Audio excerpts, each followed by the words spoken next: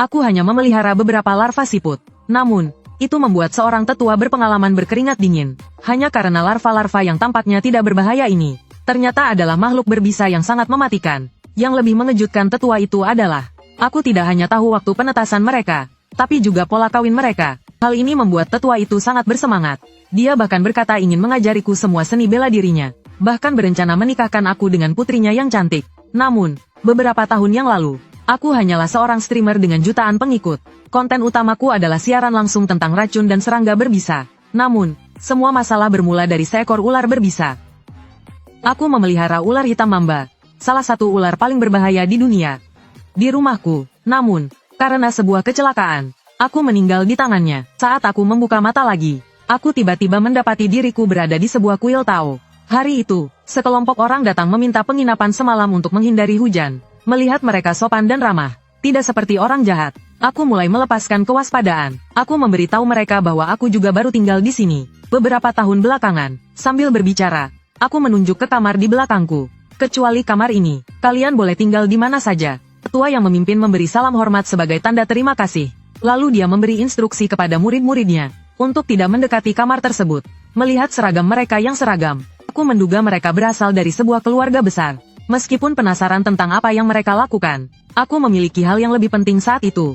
Saat aku memasuki kamar, aku langsung terlihat senang. Anak-anak, waktunya makan. Sambil tersenyum, aku membuka sebuah guci tanah liat. Seekor laba-laba terlihat membuka mulutnya meminta makanan. Ini adalah makhluk asli dari daerah tersebut. Seekor laba-laba besar berbisa yang bisa tumbuh hingga 20 cm. Karena warnanya yang unik, orang-orang menyebutnya macan hitam tanah. Kemudian aku memberinya makan dengan senang hati. Yang dulunya hanya sebesar kuku jari kini sudah sebesar ini setelah 2 kali berganti kulit. Aku merasa sangat bahagia. Setelah memberi makan si hitam, aku berjalan menuju rak obat di sebelah. Kemudian aku membuka salah satu lacinya. Dalam sekejap, seekor macan kuning punggung raja muncul di depan mataku. Makhluk ini juga merupakan spesies asli di daerah ini. Ciri khasnya adalah pola di tubuh dan ekornya. Dulu, di kehidupan sebelumnya, aku tidak mampu memilikinya, atau karena mereka sudah punah. Namun, di sini mereka sangat banyak. Kini, kesenangan terbesarku adalah memelihara mereka. Tiba-tiba, tetua itu datang ke kamarku. Aku buru-buru menutup laci itu. Kemudian aku membuka pintu dan mengetahui bahwa dia datang untuk berterima kasih karena aku mengizinkan mereka menginap. Tetua itu sengaja mengundangku untuk makan malam, dan itu adalah daging rusa yang lezat. Hal ini membuatku sangat bersemangat hingga tak bisa berkata-kata. Selama bertahun-tahun, makananku hanyalah ular atau kadal. Jadi aku dengan senang hati menerima undangan tetua itu. Saat tiba di halaman, melihat daging rusa yang ada di pemanggang, air liurku menetes tanpa kusadari. Tetua itu lalu berkata bahwa dagingnya butuh waktu sedikit lagi untuk matang. Kemudian dia mulai bertanya beberapa hal kepadaku. Anak muda, berapa usiamu sekarang? Apakah kamu tinggal sendirian di pegunungan ini? Aku mengangguk, mungkin sekitar 14 atau 15 tahun. Mendengar itu, tetua itu tampak bingung. Mungkin, melihat ekspresinya, aku segera beralasan bahwa aku pernah terbentur kepala saat kecil.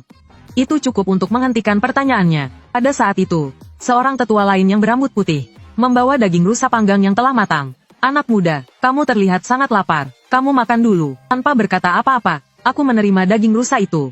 Lalu aku mulai melahapnya dengan lahap. Inilah makanan yang seharusnya dimakan manusia. Ini benar-benar lezat. Beberapa saat kemudian, tetua itu akhirnya mengungkapkan tujuan mereka datang ke sini. Kami sedang mencari serangga berbisa. Seekor siput biru dengan titik biru di tubuhnya. Sangat besar ukurannya. Apakah kamu pernah melihatnya, anak muda? Mendengar kata serangga berbisa, aku langsung tertarik. Seberapa besar ukurannya? Ketika aku tahu bahwa makhluk itu bisa langsung menelanku, aku terkejut dan membuka mulut lebar-lebar. Apakah makhluk berkaki 100 bisa tumbuh sebesar itu? Aku menyadari bahwa aku telah kembali ke zaman kuno, ratusan tahun lalu. Mungkinkah ini adalah dunia yang benar-benar berbeda? Tetua berambut putih mengisyaratkan agar aku tidak khawatir.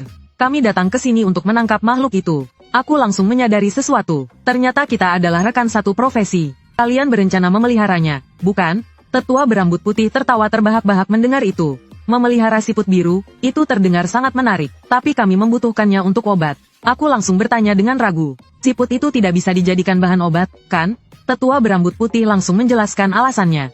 Cucu perempuanku sedang sakit parah. Hanya inti siput biru yang bisa menyelamatkan nyawanya. Mendengar itu, aku langsung merasa iba. Benar-benar kasih sayang orang tua yang luar biasa. Meskipun ini sangat kejam bagi siput itu, mereka telah memberiku daging rusa. Jadi, mengapa aku tidak membantu mereka? Lalu aku langsung mengatakan bahwa siput itu Belum selesai bicara, tetua itu langsung bertanya dengan penuh semangat apakah aku pernah melihatnya. Aku menggelengkan kepala untuk menyangkalnya. Meskipun aku tidak tahu seperti apa siput biru itu, aku memiliki ide tentang di mana ia tinggal. Lagi pula, di kehidupan sebelumnya aku adalah streamer terkenal tentang racun. Pengetahuanku tentang racun melebihi orang biasa. Di antara sekitar 8,7 juta spesies makhluk hidup, sekitar 20.000 di antaranya beracun, termasuk siput kaki 100. Semua yang berkaitan dengan racun tertanam kuat di ingatanku. Segera aku dengan yakin memberitahu mereka. Aku tahu di mana siput itu berada. Dua tetua itu terkejut dan bertanya di mana tempatnya. Namun, untuk memastikan semuanya berjalan lancar, aku bertanya kepada mereka area mana yang telah mereka periksa. Dari penjelasan mereka, mereka telah mencari di tepi sungai utara dan hutan timur. Hal itu semakin memperkuat keyakinanku. Tidak heran kalian tidak menemukannya. Kemudian aku dengan percaya diri mulai menjelaskan. Makhluk berkaki 100 termasuk dalam kelas arthropoda. Makhluk ini adalah hewan berdarah dingin. Mereka membutuhkan suhu dan kelembapan yang stabil. Karena itu, mereka hanya bergerak di habitat mereka sendiri. Yang menarik adalah, tidak seperti kebanyakan serangga dengan lapisan pelindung air. Lapisan pelindung air makhluk ini sangat lemah. Dan mereka memiliki lubang pernapasan di kulitnya. Karena itu, mereka justru tidak menyukai area yang terlalu basah. Namun, tanpa air, mereka tidak dapat bertahan hidup dalam waktu lama. Jadi, siput biru yang kalian sebut itu tidak mungkin hidup di pohon tumbang di hutan lebat, atau di dekat batu di tepi sungai, karena tempat itu tidak cukup besar untuk tubuhnya yang sangat besar. Dua tetua itu mengangguk dengan sedikit bingung. Lalu, di mana siput biru itu? Jika kamu memberitahu kami lokasinya, kami pasti akan membalas kebaikanmu dengan baik. Mendengar itu, aku tersenyum tipis. Kemudian aku menunjuk ke arah tertentu. Kalian pergilah ke gunung batu di barat. Jika tidak salah, siput itu akan bersembunyi di bawah batu hangat di siang hari. Dan pada malam hari, dia akan aktif. Beberapa hari kemudian, dua tetua itu memimpin para murid ke Gunung Batu. Namun, setelah mencari ke seluruh area, mereka tidak menemukan tanda-tanda siput itu. Saat istirahat, para murid mulai berspekulasi. Kenapa siput sialan itu belum muncul juga? Apakah mungkin anak muda itu berbohong? Ketika mereka memikirkan putri terbaik dalam sejarah Tang Huayin, ekspresi tetua itu berubah menjadi tidak puas. Apakah langit benar-benar meninggalkan kami? Saat itu, tim pencari yang dipimpin oleh tetua berambut putih juga kembali dengan tangan kosong. Huayin mungkin hanya bertahan 3 bulan lagi. Apakah kita bisa menemukannya dalam waktu itu? Kemudian, tetua itu mengusulkan, mengapa kita tidak mencoba ke selatan besok? Karena kita tidak menemukan apapun di sini. Tetua berambut putih juga setuju dengan saran itu. Namun, tiba-tiba dia teringat sesuatu. Lalu dia tertawa terbahak-bahak. Ah, jadi begitu. Kenapa aku baru memikirkan ini sekarang? Anak muda itu benar. Siput biru itu pasti ada di sini. Tetua lainnya tampak bingung mendengar itu. Ayah. Apakah Anda menemukan sesuatu? Tetua berambut putih menjelaskan. Di sini tidak ada jejak atau bau apapun. Juga tidak ada tanda wilayah dari hewan lain. Bukankah ini berarti? Sebelum selesai berbicara, tetua itu tersadar. Ini berarti hewan lain telah diusir. Atau dimakan oleh makhluk yang lebih kuat. Setelah mendengar itu, tetua lain menepuk pundaknya. Jadi, saya rasa siput biru pasti ada di sini. Namun, sebelum dia selesai berbicara, tanah tiba-tiba bergetar hebat. Sebelum semua orang bereaksi, cakar besar tiba-tiba muncul dari tanah. Detik berikutnya, seekor siput biru raksasa muncul di depan mereka. Pada saat yang sama, suara gemuruh itu sampai ke telingaku. Aku penasaran seberapa besar makhluk ini hingga membuat keributan sebesar ini. Sementara itu, di sisi lain, di bawah pimpinan dua tetua, siput biru akhirnya tidak lagi bernyawa.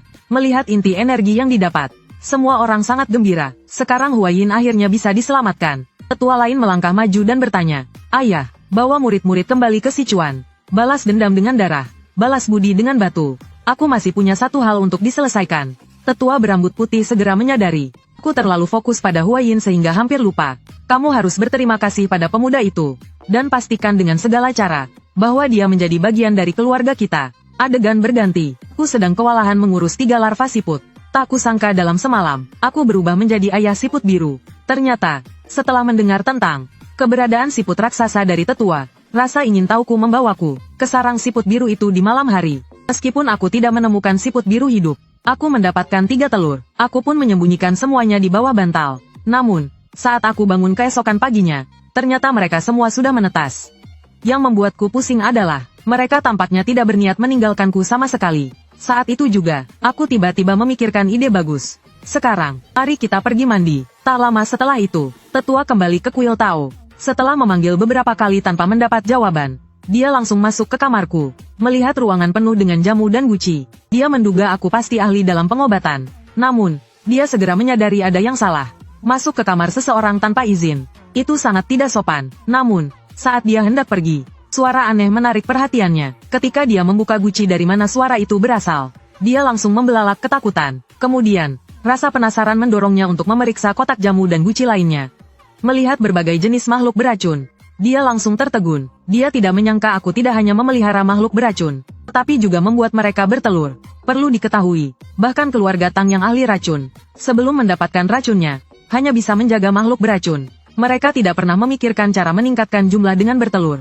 Awalnya dia mengira hanya mendapatkan sedikit kesempatan untuk menyelamatkan putrinya. Tetapi sekarang dia melihat bahwa pemuda ini adalah keberuntungan sejati. Saat itu, suara yang familiar memecah lamunannya. Melihatku kembali, dia dengan tergesa-gesa mengatakan ingin berbicara denganku. Namun, sebelum dia sempat bicara, sebuah suara ledakan keras terdengar di depan pintu. Saat asap menghilang, seorang pria dengan wajah yang tak bisa dikenali muncul di depan kami.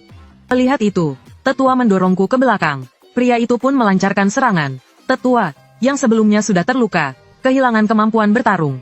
Dia menyadari bahwa orang ini setara dengan ayahnya dalam hal kekuatan. Pria itu mengangkatku dengan satu tangan, tertawa dengan gila-gilaan. Dengar-dengar keluarga Tang sampai di sini.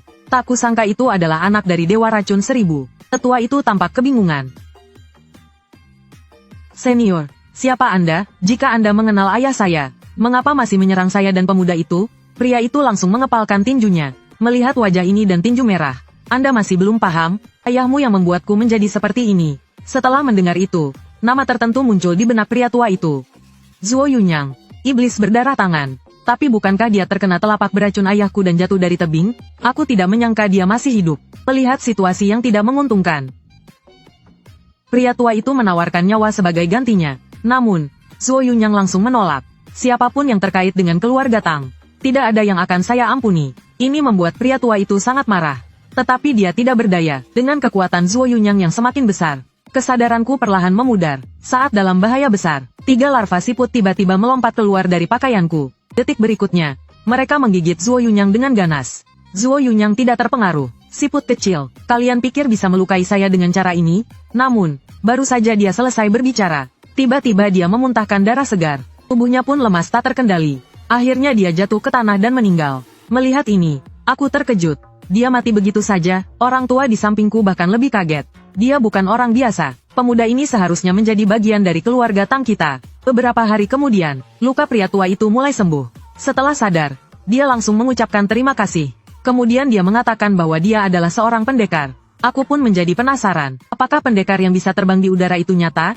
Pria tua itu tersenyum dan menjawab, hanya sedikit orang yang memiliki kemampuan itu. Mendengar itu, aku langsung menyadari bahwa ini benar-benar dunia yang berbeda. Jika tidak, bagaimana mungkin ada siput sebesar rumah dan orang-orang yang bisa terbang? Kemudian pria tua itu melanjutkan, meskipun aku terlihat menyedihkan sekarang, aku akan membalas budi baikmu suatu hari nanti. Sekarang, biarkan aku memperkenalkan diriku secara resmi.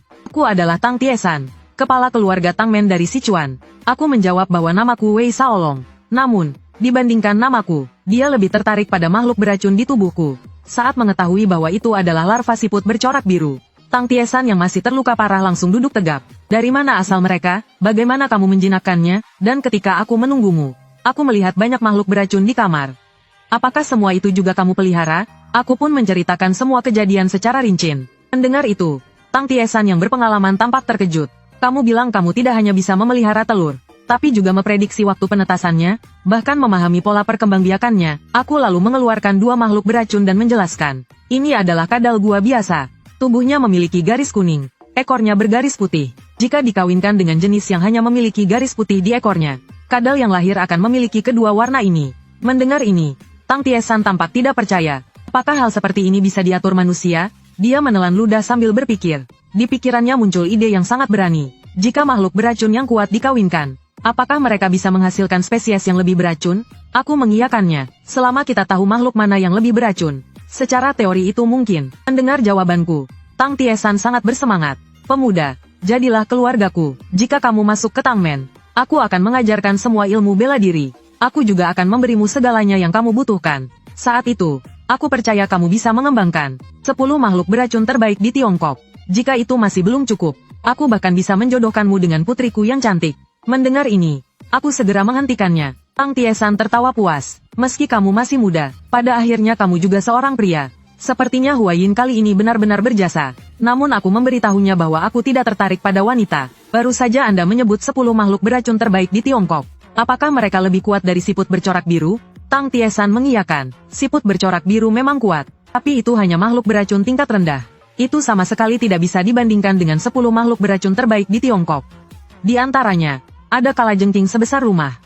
Dan katak emas yang bersinar seperti emas. Apapun yang kamu pikirkan, mereka pasti jauh melampaui imajinasimu. Mendengar itu, mataku langsung berbinar. Kepala keluarga Tang, bolehkah aku bergabung dengan Tang Men?